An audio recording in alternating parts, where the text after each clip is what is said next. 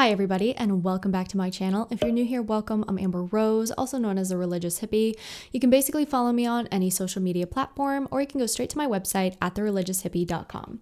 So today is part 2 to the Cardinal Virtues series, and today we're going over justice. So let's just dive right in, grab your iced coffees, and let's get started. So justice is a virtue that helps us give others what is due to them, whether it's to God through worship and obedience or to others through fairness and respect. It's really about establishing right relationships with people and ensuring we act in ways that promote the common good. Justice also requires that we fulfill our obligations to others, whether it's by honoring commitments, respecting rights, and or striving for fairness. The Catechism of the Catholic Church, 1807, states, "Justice is the moral virtue that consists in the constant and firm will to give their due to God and neighbor.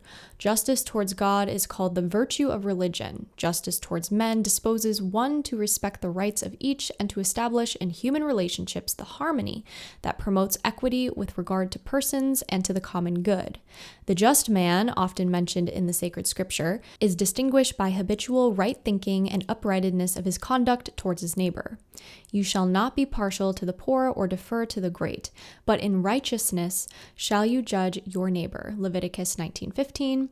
"Masters, treat your slaves just and fairly, knowing that you also have a master in heaven." So how do we practice justice? Well, first of all, justice means we need to acknowledge and respect the dignity of others no matter what their background is. Basically, you need to treat people fairly in your family, your workplace, or just in general, your community. For example, if somebody confides in you, respect their privacy. Don't go around sharing their information without consent, even if it's really juicy or something like that. Obviously, this falls under the sin of gossip, but in general, we need to respect people, respect their privacy, respect their dignity, etc. Justice means keeping your word and being faithful to your commitments. This applies to your responsibilities as a spouse, a parent, an employee, and in general, a member of the church. If you make a promise to help somebody, follow through with it. If you're a part of a project at school or a group or something, make sure you're doing your part in that group.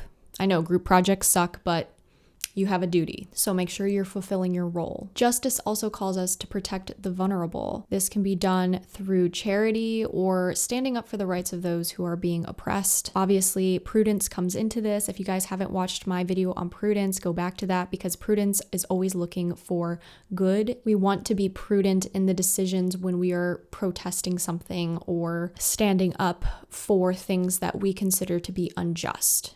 We want to make sure that we have prudence in those situations, so make sure you go back and watch that video. But some great ways to help people who are vulnerable or who are less fortunate than others is by helping out at a soup kitchen or helping out at a crisis pregnancy center. And then, of course, there's the justice that we give to God. This is the highest form of justice, which is giving God what is due to him. This means worshiping him, going to Mass on Sundays and holy days of obligations, receiving the sacraments regularly, and receiving the Eucharist in a state of grace. Following his commandments, of course, as well, and then dedicating extra time to prayer. Pray the rosary daily, attend Mass on weekdays when possible, and get involved in your church's community. I think there are always things you can do in the church to help the church out, especially if you have a big parish like ours is, because it's huge and we're always looking for help, whether it's for cleaning or cooking or anything of that nature. Your community is always in need of help. Another way that you can cultivate the virtue of justice is by reflecting on your own relationships. Are you being respectful? Are you fulfilling your obligations and your promises? Are you sharing personal details or gossiping about other people? When we become aware of these situations, it's easier to get out of it than afterwards being like, oh my gosh, why did I say that?